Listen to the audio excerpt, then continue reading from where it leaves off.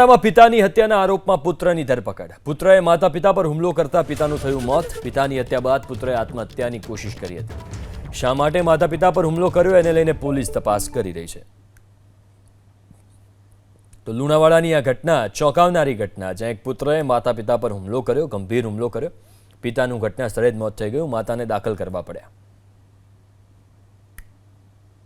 બાલકૃષ્ણ હસમુખલાલ સુથાર નામના વ્યક્તિએ પોતાના માતા પિતાને મારી નાખવાના ઈરાદે બ્લેડ વડે ઘા મારીને ગંભીર ઈજા પહોંચાડી અને પિતાનું મોત નિપજાવેલ છે અને માતાને ગંભીર ઈજા પહોંચાડી પોતે પણ સુસાઇડ કરવાની પ્રયાસ કર્યો હતો।